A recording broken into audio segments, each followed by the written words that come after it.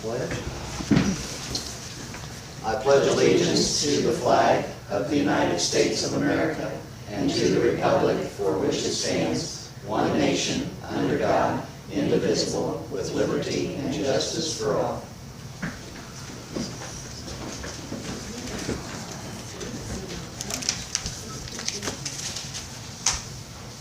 All right, you have minutes before you from previous meeting, June the 28th. Someone like to make a motion to approve those? I make a motion to approve them. Do I hear a second?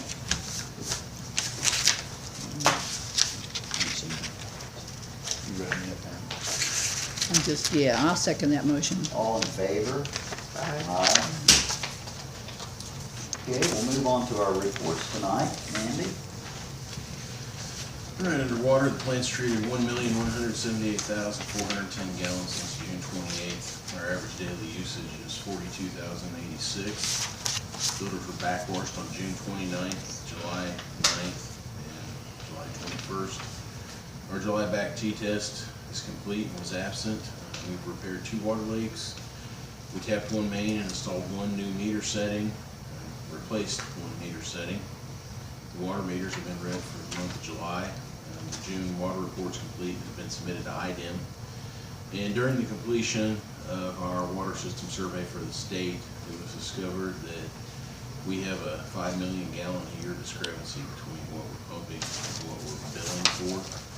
I've contacted B.L. Anderson about meter calibration for the water plant to check the accuracy. I'm still waiting on a call back from him. And we're not required to calibrate those, so they were done when it was built. To see if there's any variation there, I'm waiting to hear back from him. But then I've also contacted the Alliance of Indiana Rural Water for a leak detection test, and they're coming next Tuesday. There's not going to be any charge since we're members of the Alliance. I mean, if it is leaking out there, it's got to be going into a drain or something. It's about 15,000 a day, but it could be 2 things. It could be a combination of both, or it could be one or the other. I'm trying to figure out. Are we pumping more than we're billing or pumping less than we're billing? More. More. 5 million more. More, okay. Yeah. It's about 15,000 a day that we're off, but I don't know. If it is, I mean, whatever's going on has been going on, because we've been down in this 40 to 45,000 range for over 3 years now. So it's not, whatever's happening, I mean, it's been happening for a long time, and it could be the meter that's off. I sent in pictures of our meter. There was a couple different ones in that time frame, different models that have some adjustment, have some calibration issues, but like I said, I haven't heard back from them yet. So hopefully by next week we'll have something figured out one way or another. So they're bringing their equipment to go over there and do the whole town. Check that, so. Takes a month. Yeah, we'll see what happens. Under wastewater, been performing daily checks for lift stations, the ponds, and the SSO during rain events. Sewer plant's closed and we're not discharging. Our weekly sewer samples are complete. The June wastewater report's complete. It's been submitted to IDEM.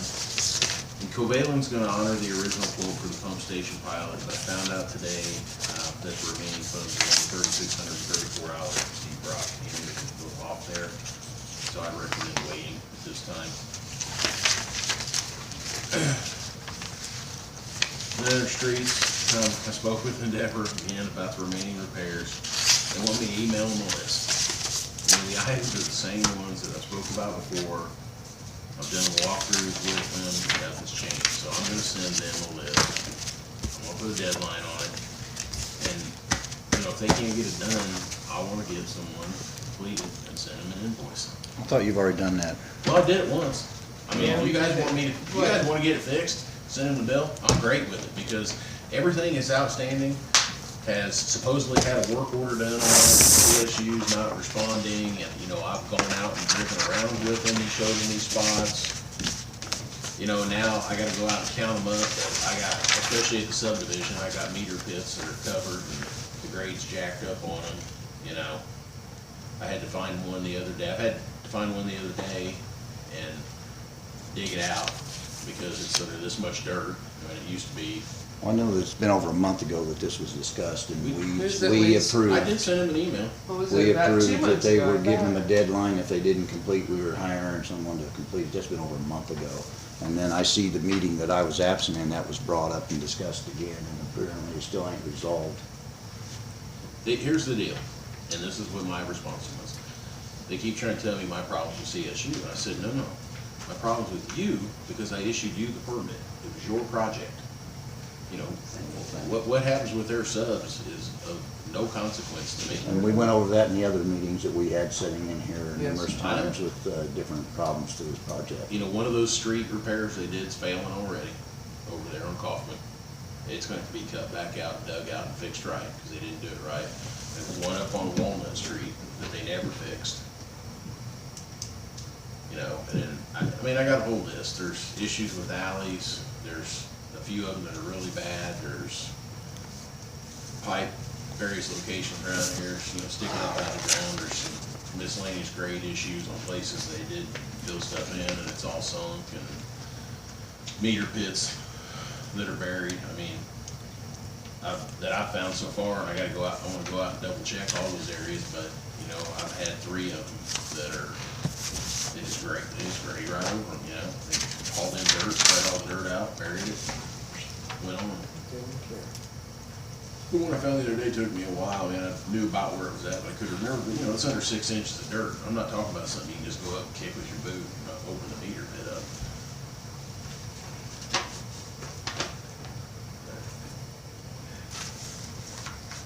I'll make a motion to go ahead and hire a contractor to do it and send them a bill. I mean, like I said, this has been over a month ago, we gave them a deadline, nothing got done. I see it was discussed again at that meeting that I missed in June. We didn't have our meeting last 2 weeks ago. So apparently they ain't taking it serious, and we're gonna get this thing completed, and we're gonna be rolling into winter again, and still ain't, you know, trying to get them to do what they agreed to do back almost a year ago, when we had all these meetings. That's gonna be my question. You have a ballpark? Well, to pay it, and then Well, you'll obviously be reimbursed.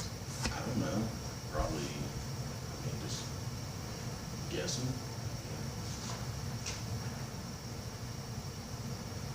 $3,500, $4,500, I don't know. I mean, I'm just, All right, let me change. I make a motion that you get prices and let them know tomorrow that we are getting quotes.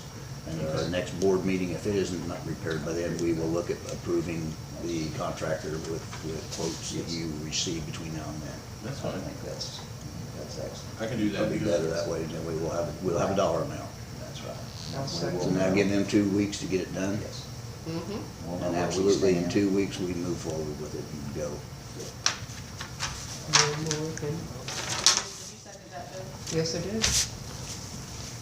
All in favor? Aye. All right, I'll do that. And then we've had several complaints about overgrown trees and some bushes. We're gonna be trimming some of those. Some need to be taken care of by the people who planted them.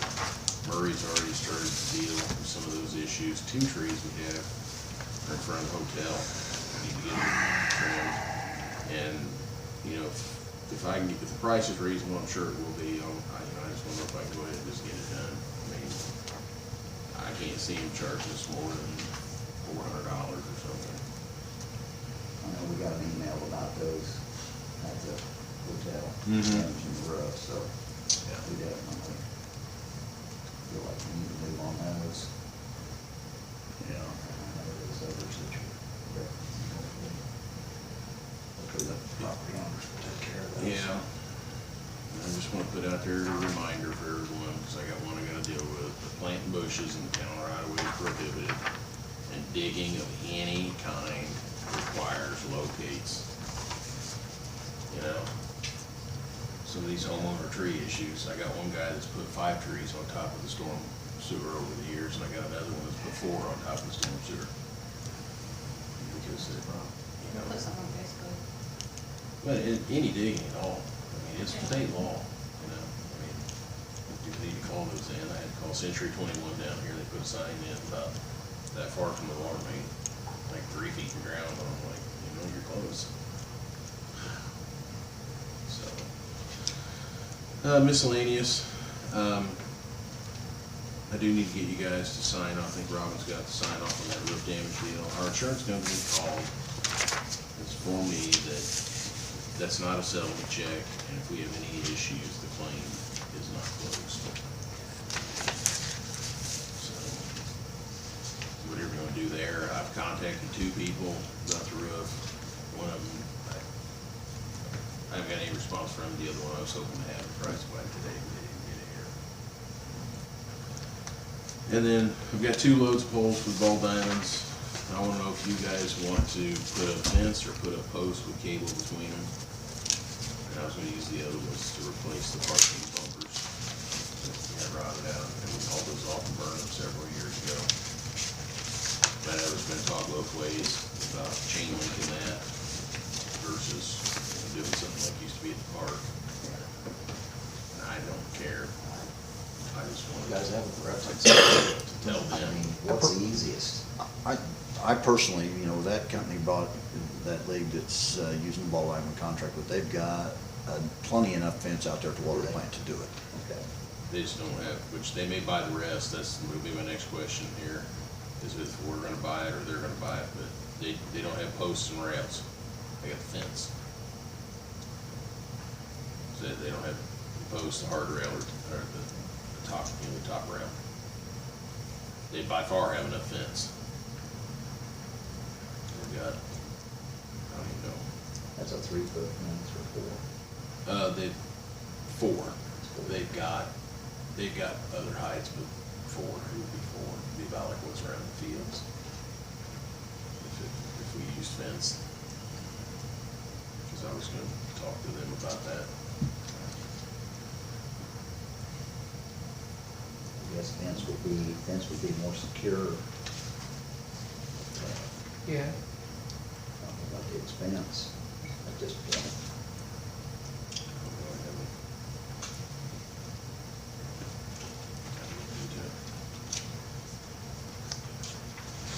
We need to be mindful.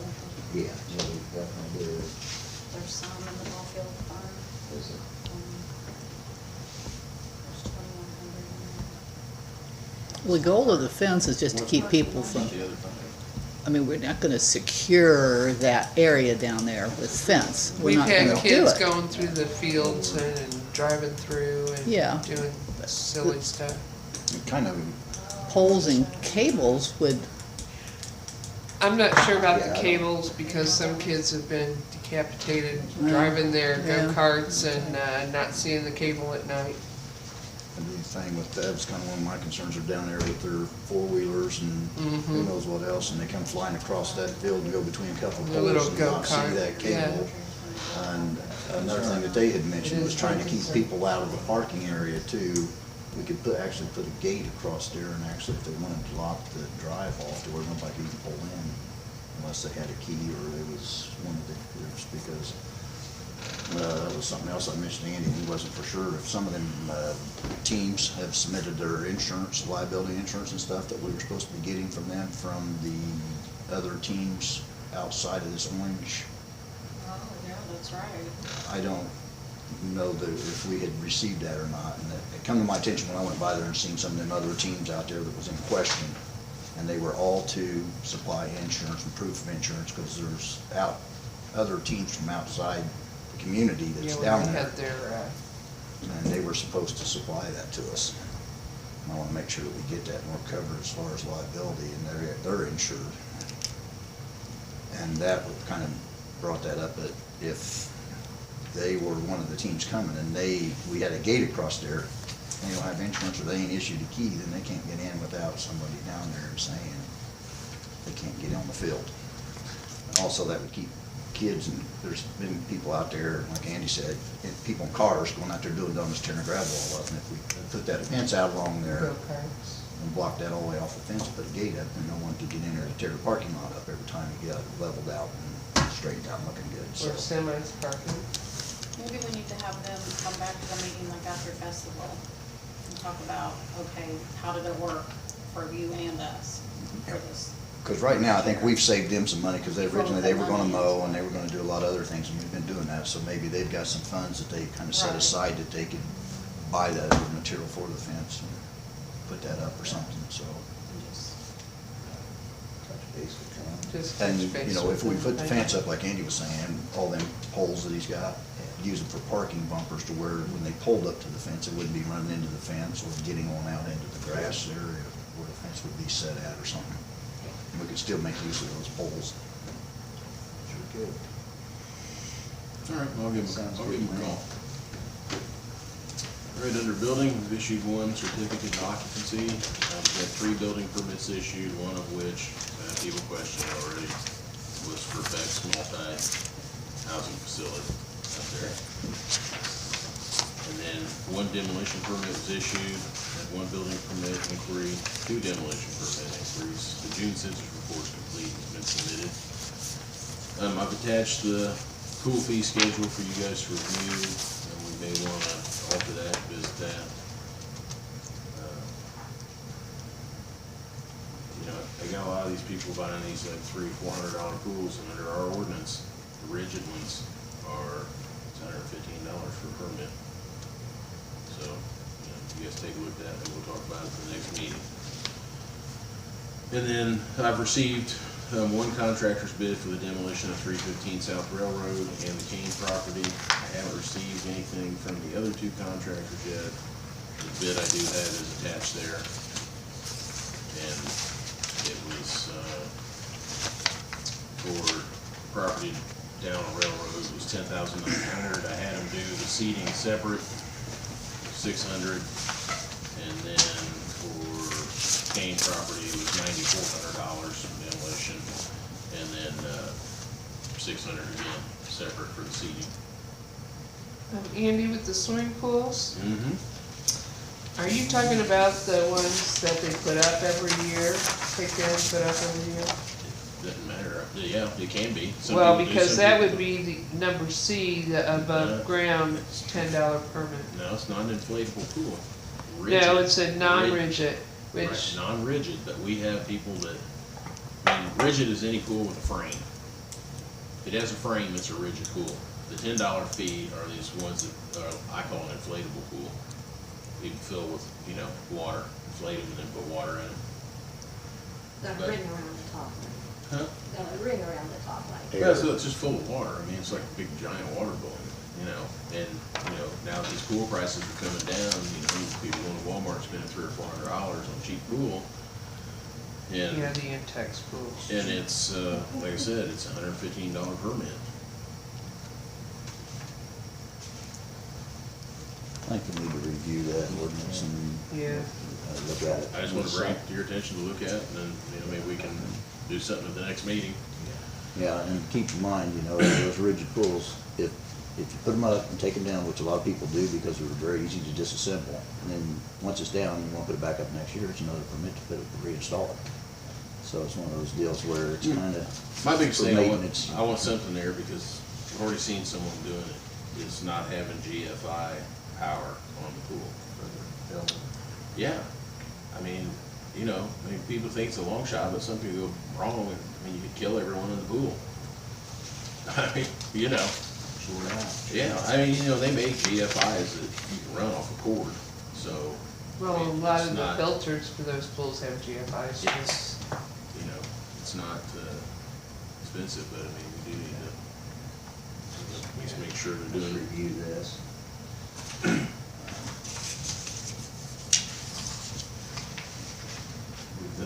yeah, I was talking to Andy about that originally, and whenever that was brought up, I was on the board whenever Ted Davis brought that to our attention back when he was building commissioner.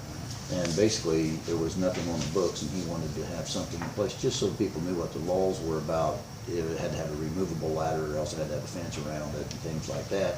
And originally, we were only talking like $10 permit, just to get them to come in, to get them educated on what was required. And, you know, that's something like Andy was saying, and then I didn't know it about, there was a permit, and it varies on type of pool, size of pool, and in-ground pool, and, you know, I knew in-ground was permanent, so that's totally different than above ground. So that's just something we need to look at and, like I say, maybe discuss it. That's all I have, unless you have any questions about anything. where we at on the paving?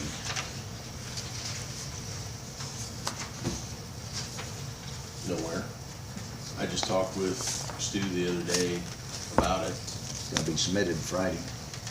I know, and they were asking me if I wanted to go for the next round. I'm glad you brought that up, because I haven't got any bids in on it yet. And are we just going to go with what money we had, or were we doing more? If so, we gotta have a resolution Or save it. I'll bet, well, we had a meeting, well, that meeting we had down there, you Right. know, they said there were gonna be 3 rounds, and they Right. didn't know when.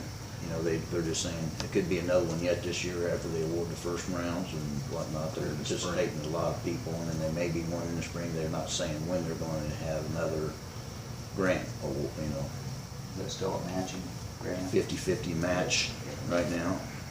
And, you know, the grant's gotta be submitted, and it's gotta be done by the entity, and it's gotta be done by Friday, submitted by, you know, on Friday, so that's the deadline.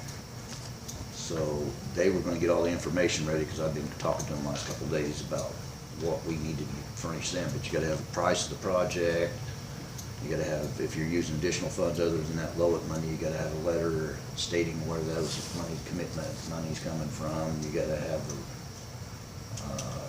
the price of the total project, and, you know, that type of thing to them, so they can put it all together, and then they'll send it back and give you a link to set, download it all, but they'll put all of it together and word everything, so. So they said there's gonna be 2 more rounds, is that what they said? And- That's what- But not necessarily this year. Yeah, DOT won't commit to when. They just said that basically it's gonna be approximately, there are gonna be 3 rounds for this grant, 50-50 project, but they're not saying when. And so no one knows. They could have another one yet after this year, because they're gonna award this one at the end of August, 1st of September. Is when this round's supposed to be. They don't even have a date. They're gonna give you, you know, word the project's See, out. that's what, how do they expect anybody to, It's another one of these state things. It's well, one of that's, these I'm drop getting of ready the to hat. piggyback on that now that you brought that up, because I went to my budget workshop and came out of there, I felt like it was the year 2000, the very first time I ever went to a budget workshop. She was confused, she was on the phone with the DLGF attorney, she was mad, it was ridiculous. So, the one thing that she told me to do was that we can shift part of our levy over to MDH if we want to. But I told her, I said, I don't wanna do that until I talk to Jim Pickens. He's about the only person I'm gonna trust at this point, and he just sent me an email this evening, and he's gonna call me tomorrow, so I wanted to talk to him about that and about some other stuff that she told me in our budget workshop, because, yeah, the state is, They throw I stuff don't know out there. I don't know without- how they make decisions that they don't even know, they don't even know. It's like a draft, and they change it in the middle of the game, you know, and And another then we have thing, to scramble.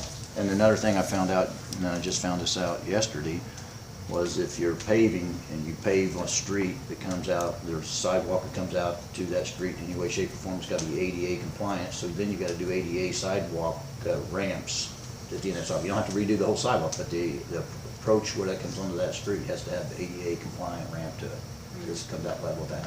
So then you gotta factor that into the project at the last minute, whenever you've had a paving contractor figuring just to pave. Right. So now here's another spin on it for us too, because I gotta do that. $1,500 for, You're just gonna have to throw a number at it and make it, you know, an estimate, because, you know, I don't have time to get a contractor out there to give me a Right. price on all these intersections and see what it would cost to do sidewalk or ADA ramps on mine. Are you gonna have yours ready by Friday? Yep. I'll have it ready one way or another, because we're wanting to, you know, to do paving, and, you know, we hired them, you know, paying, you know, $3,500 or whatever it was to put this thing together for us, and I don't wanna lose that money. And, Is that only for this round? no, it's Oh. permanent. The work, Okay. it's permanent. yeah, I'm sure they'll do it for, I mean, they'll honor that. Well, and the other thing is too, Contractor. that they said, I mean, I don't know how true it is, but they want you to do management and crack filling and stuff in this too, that the likelihood of getting a complete grant that is all paving is not that high. They want maintenance in there too. And they want a maintenance schedule, what you're planning on doing for the next 5 years, so you gotta, you know, basically come up with a 5-year maintenance program on certain streets and, Like crack seal and chip seal. And there you go back again, they don't tell you how much money you're gonna get, you know, in the future for MVH and local roads and streets to do this, so how could you really make a, Right. you know, maintenance plan? I mean, it's not etched in stone, you don't have to, you know, that they want some kind of idea of a maintenance program. Let's let Arcadia meet the deadline No, wait a Friday. minute. And then see what happens with Arcadia, and then we'll follow suit. I'm not sharing my notes. For once, let Arcadia take that. I'm not sharing my notes. We'll see about that now, won't we? But, you know, really it's about 6 blocks that I think, you know, I don't know where the bids will come in at. I try to pick the worst deals, the absolute worst areas. Yeah, that's neat, no doubt. That's neat. You know, another note they wanted me to, I wanted to mention it. I think we'd have to probably get all our commissioners involved. There is going to be money available to do these train track crossings. But they won't, the town can't apply for it, the railroad has to. Did you get the DOT newsletter update where there's a grant where the town does the work and you pay it up front? And Well, then but if you read it though, it doesn't apply to the crossing itself, that applies to like, it says like approaches, signage, different things like that. But I think it said improvement, railroad crossing improvements too. the one, I know, the one I was reading though, it says that part has to be applied for by the railroad. Okay, I didn't read it. That's what Jonathan told, Jonathan, I asked him about it when he called me. And that's what, he said the same thing. Well, I got that because I was gonna print it off and bring it because of this railroad tracks out Yeah. here. And I was going to But I think bring it and I forgot until you just you mentioned probably it. have to, say, reach out to the county commissioner. Cicero was doing the track by the old Speedway station today. Where that? Uh-huh. They had it locked. Yeah, it'd be nice to get these done. One of them, I was reading part of that, you've gotta do it, town, municipality, whatever's gotta do it, and then file for the grant, get reimbursed. Yeah. So you pay for it out of pocket and then apply to get reimbursed, and then I don't know if it's a guarantee, I didn't read it in depth, so I don't know if you're guaranteed your money back, even if, cause it's grant money, I don't know if you're guaranteed your money back if you do the work. So it's one of those that you have to find out for sure. It was up to $40,000.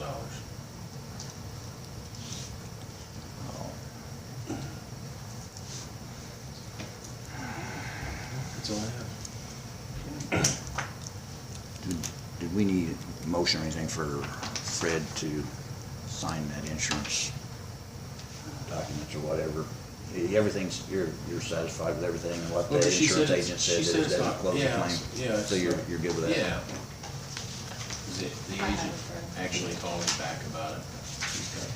I just told her we were getting estimates to see how it's coming out. She said it's not necessary, so it's not closed on the claim. It's the first portion of it. She said if we have any issues or contractor finds something additional, or we think something's different, to call them and they'll come back out. But I think, It's right there. because the check's starting to get some age on it, I think they're wanting to get it to us. But basically, this is basically what this is. It's just a sworn statement of proof of loss. Basically, you're saying, we did have this loss. This is what, you know, Under penalty and perjury, you're going to prison. that we're not scamming. I hear a motion this evening that we approve this insurance settlement, And then make a motion to approve. Just the proof of loss statement. proof of loss. Yeah. Make a motion for you to sign. I'll second it. All in favor? Aye. Aye.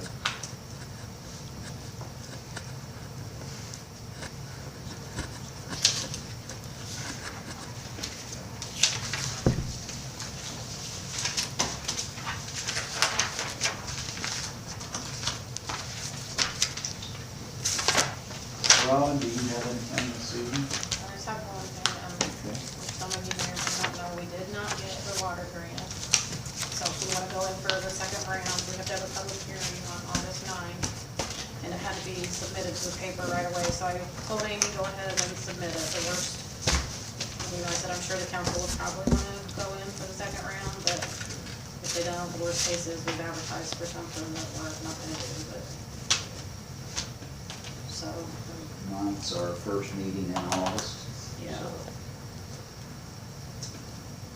Have we heard anything about the other portion of that? Getting that grant was contingent on us getting that other money that Steve Brock was saying was available at about a 10% match. Well, I think that, And the rest? that'll just go along with it. I thought that was totally separate. Well, And this it would is, but be- it isn't. I mean, part of us getting it is, we can't do the project without both of them. Right, so, And Brock said, because I talked to him today about how much money was left in the wastewater project. And he said, he asked me, are you going for the second round? Amy's having a meeting with our representative from Okra this Thursday to go over our application and our scoring and we'll see where there's room for improvement or, you know, what more we needed to do to get more points. They didn't find out how close we were. I mean, we could have been like the next project if there would have been more funding, you know.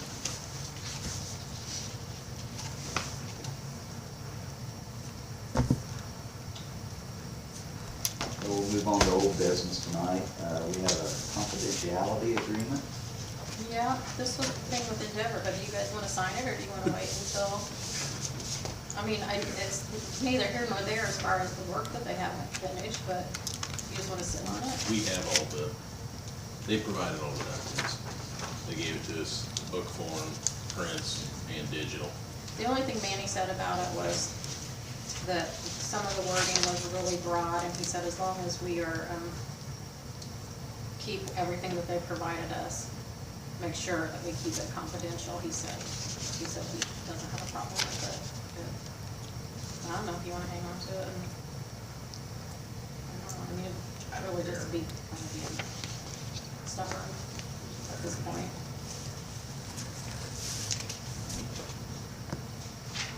I would be in favor of signing it and moving forward. Entertain a motion for that. The rest of it feel. I'll move, we sign the confidentiality agreement. I'll second. All in favor? Aye. Two originals there. Did they sign theirs? No, I haven't signed it yet. We just sign up for it off the rest.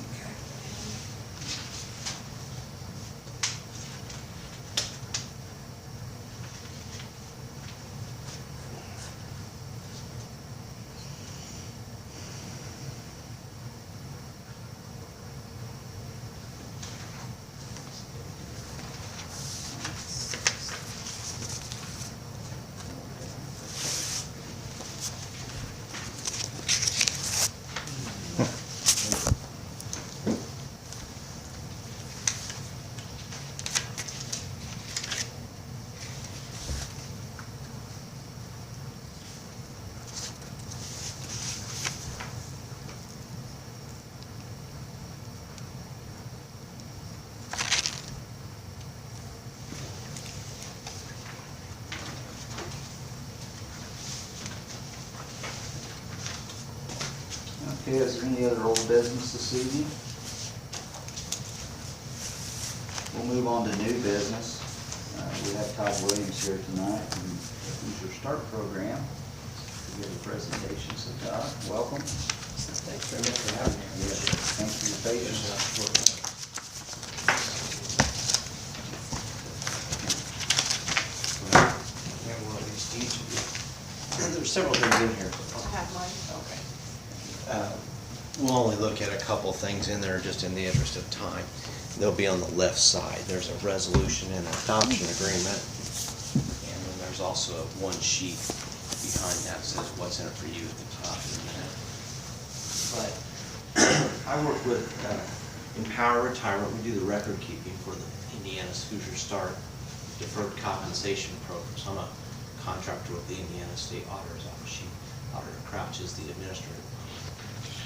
So I work every day in sharing this program with political subdivisions across the state, and we had a speaker at the State Board of Accounts School for the the league's event.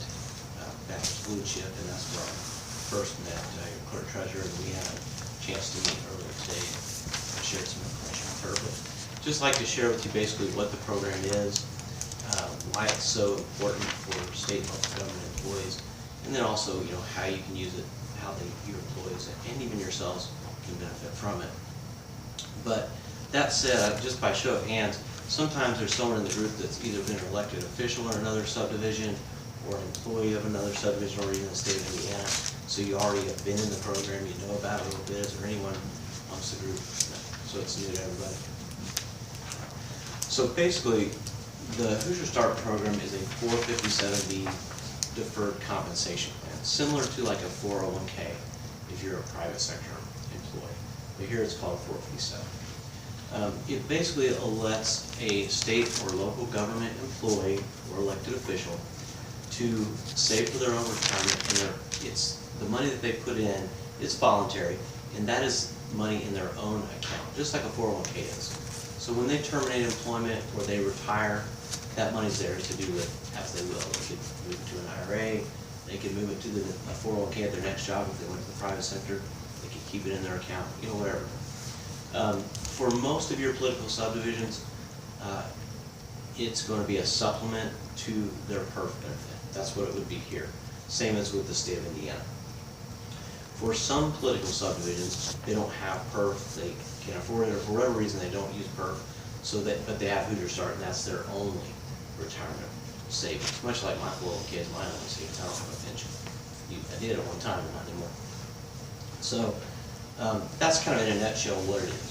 They can save either pre-tax money or tax deferred, or excuse me, tax after-tax raw, which is something that they can't do in their pension. They can only save after-tax or pre-tax and they're going to save again.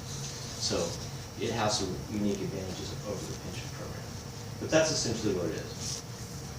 The reason it's so important is something I think, let me preface this by saying this. The information that I'm about to share with you on this program, I would say the worst thing that you could do with this information is say, you know what, that sounds pretty good. I see how that could benefit our town, I see how it could benefit our employees and even us. But let's ask the employees that currently work for us what they think, would they like to have. I know it seems like a reasonable thing to do. You see subdivisions do that quite a bit. The problem with that is this. If we were talking about dental or health insurance or vision benefits, you could probably do that. You know, here's some literature, here's an 800 number on a website. They'll decide easily enough if they want your dental benefit or whether they want to do it on their own or not at all. But with the retirement plan, it really takes a little bit more, and more than what I could even share if we had employees in the room in just a few minutes. So there is no cost to the town to give this benefit to them. The only work involved on your end is just the payroll deferral for anyone that wants to sign that enroll. But that's it. The state does everything else. So there's nothing to lose in allowing your employees to participate in this. But here's why they need to participate. We talked a little bit today about average salary and average tenure. Right now, people stick around for about 5 years, okay? So you're paying roughly 11.2% into their pension. They have to pay 3% into their annuity savings account. That 11.2% isn't doing a thing for employees right now because they're not sticking around long enough to even get the pension. So they'll leave with no pension benefit at all. But if they did stick around, just kind of throw in some numbers at it and explain how that works. The way the pension is figured out is to take a modifier of 1.1% times their average salary when they retire, times their years of service. So in order to get the pension at all, you have to stick around 10 years. At 10 years, a person, if they made a $40,000 salary, would go from living on $40,000 to $4,400 a year. They would have a little bit in their annuity savings account, roughly $12,000 or so. It's hard to figure that exactly because they're going to have gains and losses and things. They didn't make $40,000 over the time. But, you know, roughly, at 20 years, they would go from a salary of $40,000 a year to $8,800 a year. And even at 30 years, a full pension benefit, they're still looking at only $13,200 a year. That's an enormous pay cut for a person to take. And of course, they may have some Social Security benefits, but it's not going to make up that gap. So that's why a program like this exists and why it was created back in 1981 to allow our state and local government employees, even those that have a pension and Social Security in some cases, to save for their own retirement in their own account. That's why it's so necessary. So that said, some of the things that make this program different, because if a person even knows these numbers, if it's even on their radar, and they know they need to set aside money for retirement, they still don't have really anyone to help them figure out how much they need to save, how to invest that money. Sure, they can talk to a financial advisor, a broker, an insurance agent, or someone out of town. They could do an IRA or an annuity or something like that. But the cost of those programs is substantially higher than a state retirement plan because you're doing it by yourself. Even if you did it as a town, you still only have a small number of people that participate, so the cost isn't any less than it would be if they did it by themselves. But in a state plan, you have about 50,000 people, that's state and local government employees already in. They're participating, collectively they've invested about $1.2 billion. So the cost of this program, internally and everywhere else, are far, far less than what they can do. They can also put more money into it than they can in an IRA. Because in an IRA, you have a limit of $5,500 a year, $6,500 if you're over age 50. But in this program, your limits are $18,000 a year if you're under 50 and under. If you're over 50, you can put up to $36,000 a year into it. Not everyone's going to do that. Sometimes a person would if they have an inheritance or something else they're living on, and they can funnel more money into the program, but they can't do it unless they have the option. So the costs are far less, both for the investments, both to participate in the program. The cost is fixed, so that it never goes up no matter how much you save. So you might even have an old retirement account like an IRA or a 401k somewhere else, and you don't work there anymore. You can bring those programs into this and benefit by that fixed cost to be in the program. So that's pretty nice. And probably one of the nicest things about the program is the fact that the people helping you with this program, unlike your insurance agents and your brokers and your financial advisors, they're not paid to sell you investments. They're all licensed people. I was an investment advisor with PNC Investments for years, worked as an insurance agent for years. But when I came to the program, I worked exclusively for Leader Start. Now, I don't work with employees, I work with employers, but the representative in your area, he also, like myself, he lives in Noblesville. He's a CFP, and he works exclusively for Leader Start. He doesn't sell any investments. So it's a way of not only to figure out how much do I need to save and get help towards that goal, but getting advice and guidance along the way with the investment part of it and everything else in a way that's unbiased. People aren't there to sell you anything, they're there to help you. That's the only thing they're paid to do. So it's pretty unique in that respect. Honestly, I don't think I've ever seen any other program that does that. Not just, through the economies of skill they have. But that just kind of in a nutshell is just a little bit about it. I did want to open the floor to any questions that you might have. Like I said, I'm closed too, so if you ever need me to come back for a question.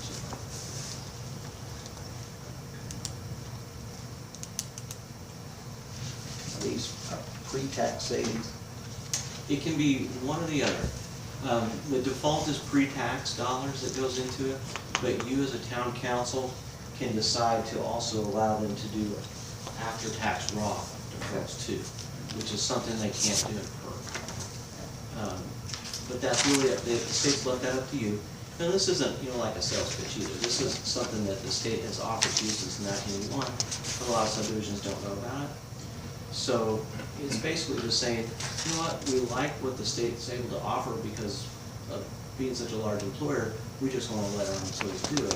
But you get to choose who gets to do it, which could even be yourselves. It can be elected officials, full-time, part-time, whoever you decide. And you also get to decide how they can contribute, pre-tax or and or after-tax Roth. We talked a little bit about this earlier today, but in their annuity savings account, that mandatory 3%, a lot of times people will ask, well, why do you need something like this if you have that annuity savings account?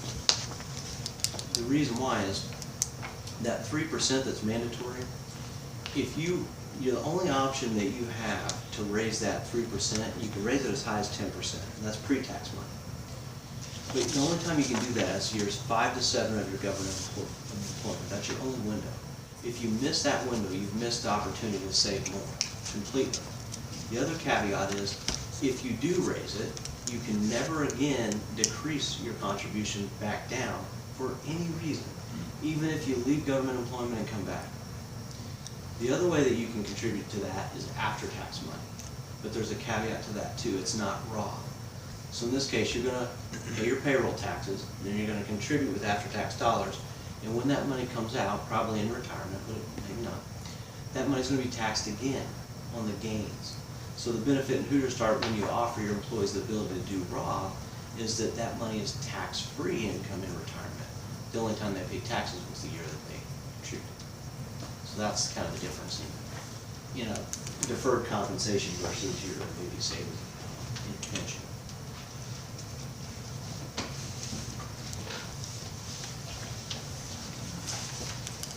Any other additional questions? What's the requirements to withdraw, or to withdraw your money from this program? Good question. Like a 401k or other, IRS qualified programs, the only time you can withdraw money is when you terminate employment. So once your employee terminates, even if they're not at full retirement, the money's theirs. They can do with it what they Are want. they penalized on it?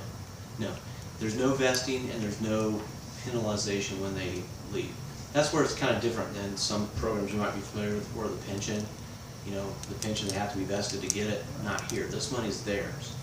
And you can, as an employer, if you choose to, offer some sort of financial incentive like a match. If you do that, that money's theirs too. There's no vesting on that either, just so you know. But yeah, money's theirs. So if they terminate their employment and they don't go to another state program or employment, they can take that money out fully without any penalties or any fees or charges for them to get their money. It's all Okay, theirs. I see what you're saying. There are penalties from the IRS that they could potentially see. Like if they take money out prior to age 59 and a half, That's what I wanted to hear. okay, then you might have penalties. But if you're thinking like a 401k or an IRA, those penalties apply there. Here, this is a 457 program, you don't have that penalty here. So I see where you're going with that. Yeah, I work for Arcadia and we got PERF. Okay. In order for me to draw my PERF, I have to have, I think, 85 years combined age. Rule of 85. And you gotta be 55 in order to even draw it. Right. And then if for whatever reason I try to draw any time other than that, it's penalized to the point where it ain't even worth having, no matter how long I've been in it. That's where So a program like that's- this, like why it was created, is because it fills in the gaps that exist in Social Security and PERF. You don't have to reach an attained age in order to get the benefits that you've saved for yourself. They're yours. So if I terminate employment and I'm hurt on the job and I'm 50, in an IRA or something, I would pay a 10% penalty on my money. I don't have to pay that here. I can take a distribution. I'll still owe taxes if I, put in pre-tax money, but I won't pay any penalties. And it's not like anyone's gonna tell me, well, you're not old enough, you can't have your money yet. So those kind of things go away, which is, nice, particularly for people that work in the street department, your law enforcement, stuff like that, typically. Yeah, Those are pretty physical jobs. Yeah, good question. Any other questions?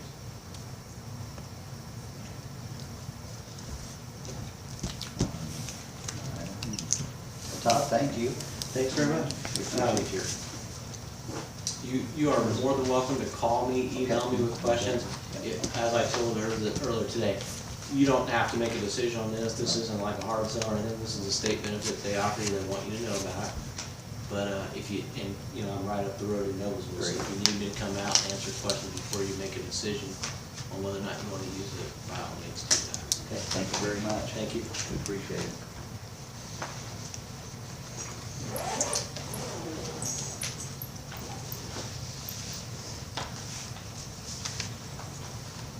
Okay, our next order of new business tonight is pertains to our attorney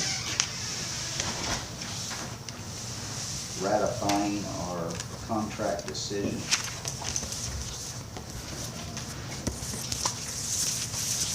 We agreed to terminate our contract with Church Hiddle and Antrim. Effective August Help me with that date, Robin. August, second week of August, I believe. Likely date, I apologize No, for I'm not sorry, too. having that date, but, we need to ratify that decision this evening. So do I hear a motion to terminate the contract of Churchill and Amber? I make a motion to terminate the contract. I hear a second. I'll second. All in favor? Aye. Aye. Question, Yes. is there a reason you can tell us? Yes, there is. I'm glad to share that with you. This all began with the fire territory and the situation we had. Churchill and Antrim, Aaron Culp in particular, could no longer represent the town of Atlanta Right. due to a conflict. He represents the town of Cicero, the town of Arcadia, and obviously us. So that forced us to hire another law firm to cover this. And in doing that, obviously more money. And bottom line was, we couldn't afford 2 attorneys. And Lewis and Capps, I believe that's correct, isn't it? It's Kappas. Kappas, I never get that right. It's Lewis and Kappas is the law firm that we are currently using. Doing an excellent job for us, and that was the reason for our decision. And where are they from? They're out of Indianapolis.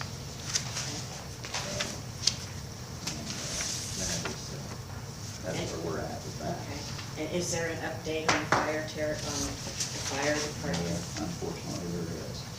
The territory is no more currently. There's still ongoing, I don't know, issues. Collateral damage. Collateral damage, that's a good term. Equipment. Money, as Andy said, equipment that we have still not resolved. The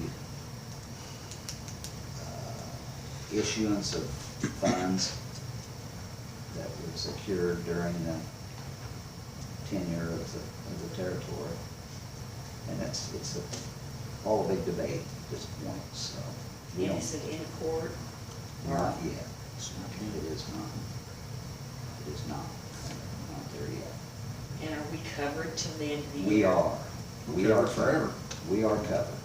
And that was a big concern for everyone, but we are covered. One of the things too, that the EMS commission, there's a disagreement over the ALS number, whether it belongs to Jackson Township Volunteer Fire Department or the Jackson Fire Territories number. So the EMS commission has allowed them to run on that ALS number until this is resolved, and nothing changes. Even in the CAD at the dispatcher, everybody that was set to run, which is Jackson, will run here, same as it was as the territory, until this whole thing gets resolved at this time. And there's going to have to be a forensic audit, which will go into depth auditing and reviewing receipts and everything else to determine what belongs to who, and where that money is to be distributed to, and how much each entity gets, and all that. And they're gonna have to go through the interlocal agreement. And in order to do that, it looks like the town of Atlanta is going to have to hire this law firm to take it to court out of our pocket to get what we have coming. Because at the township board meeting down there, I guess they say that money's theirs. There was ambulance run money, about $300,000 or better. They transferred into their budget, and she intends on using that to operate her department. And I totally disagree with it. As a fire territory board member that sat on there when that money was collected and reading the interlocal agreement, that ain't the way it is. But, you know, that's where it's at, and we have no means of making her give us that money other than getting it into court. And Arcadia has signed in a contract agreement with them, They did put a clause in there that they can pull out, and it's for, I think, 18 months, I believe was the length of the contract Arcadia signed with Jackson Volunteer Fire Department.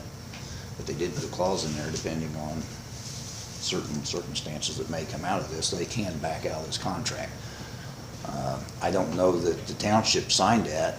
That was presented to the township board, and I don't know that the township has signed that, but the town of Arcadia did sign the contract and submitted it back to them for their review. I don't know if it's been through. The township did sign it. They did sign it? Okay, so it's been accepted by both parties on that end. You know, I am personally ready to see this thing in court and see a judge rule on it, and DLGF and some of the other state departments wants that ruling from a judge. And so they're kind of sitting back idle waiting on this to get in court. And if we don't do nothing, this never gets resolved and we lose out on everything. And we had a lot of equipment that was out of that fire station that is no longer there. And everything that belonged in that fire station stayed with the town of Atlanta as the agreement when that fire territory was established, and now it's gone. So we gotta go with it, we gotta come up with that. That's the reason the forensic audit will determine it, because they'll go into invoices and everything else, and anything that was purchased through that territory is part of the territory. Anything come out of that territory budget belongs to the fire territory, and it's supposed to be distributed 3 ways. And along with the debts, any debts that was incurred too, so. Did they sell our equipment? No, I think it's all down there and they're using it, same as they're using the new chief's vehicle that was purchased in the fire territory. He's still driving it as if it's the township, because he's now the fire chief for the township. And he's driving around in the new vehicle that belongs to the territory fire chief, instead of parking it until it's resolved and whatnot. And like I said, they're using the ALS number and they're running ambulance service, and I'm sure they're still charging everybody outside the township a fee for running and building their ALS or EMS funds. And but you know, there's a start date and there's a stop date when this all took place, and the judge is going to have to determine when and how much money was, you know, brought into the territory and the equipment that was brought into the territory and everything. So it's going to have to be that and done by that. So, you know, I just sat here and signed his claims, and there's a $12,000 claim for our attorneys that we have had to hire since this all took place, and Aaron had to step down. So, you know, it's not cheap. And it's either we do it or we else just let them say, here you go, keep it all, and wash our hands and walk away, and I'm not willing to do that myself. You know, this town we don't have the money, and I hope in some way, shape, or form, maybe we can recoup some of our legal expenses. I don't believe there is a manner in place to do that, or, you know, any mechanism in place to do that. I don't know, but I'm hoping that we can, because it shouldn't be solely on the town of Atlanta to take this to court and get it resolved. Right. And I think it should have been done, and at the last meeting that I sat on as a fire territory board, we agreed that we were gonna have a forensic audit done, and they said to find someone that would do that, and that once we had that agreed on, they would agree to do that and take it out of fire territory budget. Well, when it comes down to it, we just got ignored, and then they ain't doing anything, and they're not gonna, you know, territory's done, and there's nothing being spent for fire territory purposes to resolve it, but it's being spent to man that department down there. So it's gonna be real interesting, because the longer this thing gets drug out, the harder it's gonna get to resolve all the problems and the issues. Because they're still staffing the full-time paramedics and EMTs to run that ambulance, which were fire territory employees. And now they're Jackson Township employees. But at the same time, they're running service up here because they had to leave everything in place. So, you know, I'm sure that's gonna play on how much money they're gonna allow them for doing that and providing this service. But like I said, it's all up to the judge. So we're just gonna have to sit back and wait and see what happens and what the outcome is. But I'm ready to have the attorneys get this thing into court. Sooner the better. Right now, they're waiting for that list from Todd, and Todd said that he hoped to have it by Thursday. Thursday.